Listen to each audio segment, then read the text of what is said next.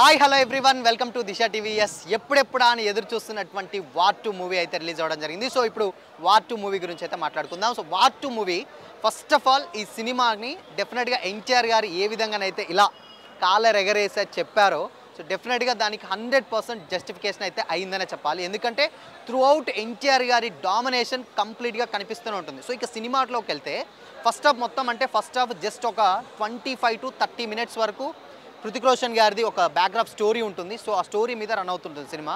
But otherwise దాని తర్వాత కంప్లీట్గా ఎన్టీఆర్ గారు ఎంటర్ అయిన తర్వాత నుంచి వెళ్ళి సినిమా మొత్తం డామినేషన్ అయితే చెప్పొచ్చు అనమాట. సో సినిమా కంప్లీట్గా ఇది ఒక సోల్జర్ అంటే మనకు ఆల్రెడీ ట్రైలర్లో కానీ లేకపోతే టీజర్లో కానీ మనం చూసాం. ఏదైతే మనం ఎక్స్పెక్ట్ చేసామో డెఫినెట్గా అది దీంట్లో కనిపిస్తూ ఉంటుందట. ఫస్ట్ హాఫ్లో ఒక యాక్షన్ సీక్వెన్సెస్ ఉంటుంది. సో ఫస్ట్ అంటే ఎన్టీఆర్ గారు అండ్ హృతిక్ రోషన్ గారికి టగ్ ఆఫ్ వార్ నడుస్తూ ఉంటుంది, ఒక సీన్ నడుస్తూ ఉంటుంది. బట్ దాని తర్వాత మళ్ళీ ఒక ట్రైన్ సీన్ ఉంటుంది, మళ్ళీ దాని తర్వాత ఇంటర్వెల్ బ్యాక్ దగ్గర ఒక. సో ఇలా బ్యాక్ టు బ్యాక్ అంటే ఫస్ట్ హాఫ్ మొత్తం ఏంటంటే కంప్లీట్గా ఎన్టీఆర్ గారి డామినేషన్ ఉంటుందన్నమాట.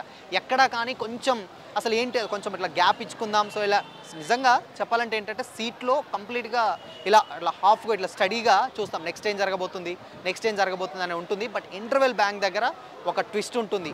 సో మెయిన్గా యాక్షన్ సీక్వెన్సెస్ యాక్షన్ సీక్వెన్సెస్ మాత్రం టూ గుడ్ అని చెప్పొచ్చు.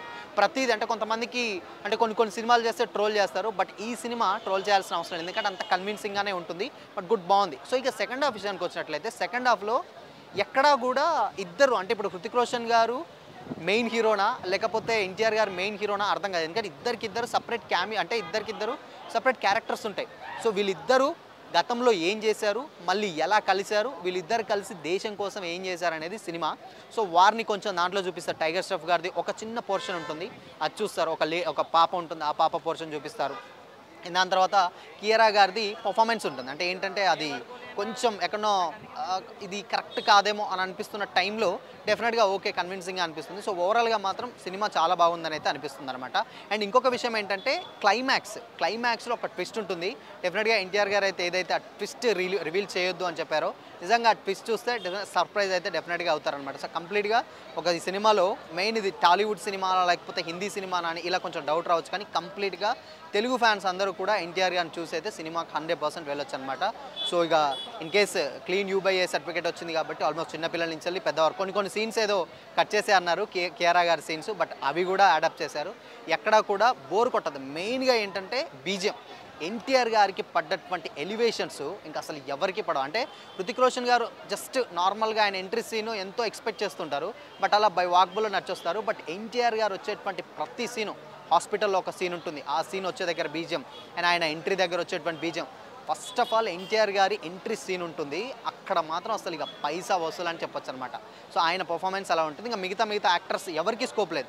ఇద్దరే అంటే మెయిన్గా అటు హృతిక్ గారు అండ్ ఎన్టీఆర్ గారు అండ్ దాని తర్వాత కియారా అద్వానీ గారు, వీళ్ళ తర్వాత ఉంటుంది. సో ఆయన అశుతోష్ రాణా క్యారెక్టర్ ఏంటి, వీళ్ళంతా దేశం కోసం వేరే కంట్రీస్ ఇండియా మీద ఎలా అటాక్ జరిగిపోతాయి, సో ఆ అటాక్ని ఎదుర్కొని ఎలా నిలబడ్డారు, దాని తర్వాత ఆ సస్పెన్స్ ఏంటి అండ్ దాని తర్వాత వీళ్ళు ఏం చేశారు అనేది సినిమా. క్లైమాక్స్లో వార్ 3 అనే ఒకటి చిన్న హింట్ అయితే ఇవ్వడం జరుగుతుంది అనమాట. సో వార్ 3లో డెఫినెట్గా ఎన్టీఆర్ గారు త్రూ అవుట్ ఉంటారనమాట. అంటే ఆయన వార్ 3 మేబీ హృతిక్ గారిని పక్కన పెట్టి సో ఎన్టీఆర్ గారికి ఎక్కువ స్కోప్ ఇచ్చారు. ఇప్పుడు వార్ 2లోనే అలా అనిపిస్తుంది. వార్ 3కి వచ్చేసరికి కొంచెం ఎక్కడో మళ్ళీ డెఫినెట్గా ఎక్స్పెక్ట్ చేయొచ్చు. అది వార్ 2కు మించి కూడా వార్ 3 ఉండొచ్చు అని కూడా చెప్పడం జరిగింది. సో చూద్దాం. సో మొత్తంగా ఇప్పుడు ఈ రెండు సినిమాలు అయితే రిలీజ్ అవ్వడం జరుగుతుంది. కూలీ ఇటు వార్ 2 రెండు పాజిటివ్ టాక్లే వచ్చిన టాక్ అయితే ఉంది. బట్ వార్ 2 మాత్రం ఎస్పెషల్లీ తెలుగు ఫ్యాన్స్ ఏదైతే ఎన్టీఆర్ గారి ఫ్యాన్స్ ఆర్ కామన్ ఆడియన్స్ ఎవరైతే ఉంటారో వాళ్ళకు డెఫినెట్గా ఒక మంచి సినిమా చూసాం. యాక్షన్ సీక్వెన్సెస్ మాత్రం ఒక మంచి హై ఇచ్చిందన్న ఫీలింగ్ అయితే వచ్చేస్తుంది. ఎక్కడ బోర్ కొట్టదు, ఎస్పెషల్లీ బోర్ అయితే ఎక్కడ కొట్టదు, ల్యాగ్ ఎక్కడ ఉండదు. సినిమా అలా ఎక్స్ప్రెస్ ఎలా వెళ్తుందో అలా వెళ్ళిపోతుంది తప్పితే ఎక్కడ కూడా చిన్న ల్యాగ్ కూడా ఎలా అనిపించదు అనమాట. సో ఓవరాల్గా అయాన్ ముఖర్జీ గారి డైరెక్షన్ మనకు తెలుసు. ఆయన బ్రహ్మాస్త్ర తీశారు. బ్రహ్మాస్త్ర కొంచెం ఎందుకో తేడా కొట్టింది.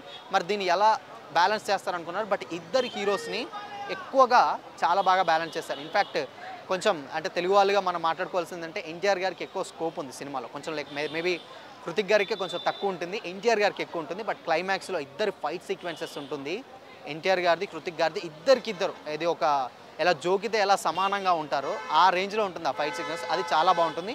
ఇక డ్యాన్స్ దునియా సలామే డ్యాన్స్ ఉంటుంది. ఆ డ్యాన్స్లో ఇద్దరు గ్రేస్ పాట ఉండేది ఒక 3 minutes ఉంటుంది, కానీ బట్ ఆ చూసినంతసేపు అయితే ఒక వైబ్ అంటే పండగ వైబ్ వస్తుంది చూసారా, అలా ఉంటుందన్నమాట. మనం హమ్ చేస్తూ ఉంటాం, అంత బాగా పర్ఫెక్ట్గా యాప్ చేస్తారు. ఇద్దరి మధ్య బాండింగ్ ఉంటుంది క్లైమాక్స్లో. ఆ ఎమోషన్స్ ఉంటుంది. నిజంగా ఆ ఎమోషన్స్ నిజంగా ఏడుపు వచ్చేస్తుంది. అంటే ఇద్దరు ఒక ట్రూ ఫ్రెండ్స్ ఎలా మాట్లాడుకుంటారు తీరా చావు దాకా పోయేటప్పుడు అనేది ఒక కాన్సెప్ట్లో ఉంటుంది. బట్ స్పాయిలర్స్ చాలా ఉన్నాయి. మీరు సినిమా చూస్తే డెఫినెట్గా అది చాలా ఎంజాయ్ చేస్తారన్నమాట. సో ఓవరాల్గా సినిమా మాత్రం వార్ 2 ఎన్టీఆర్ ఫ్యాన్స్కి ఎస్పెషల్లీ చాలా బాగా అయితే నచ్చుతుంది అన్నమాట. సో ఇది ఇవాళ రివ్యూ. మరో రివ్యూతో మళ్ళీ కలుద్దాం. Until then keep watching. This is Shyam signing of.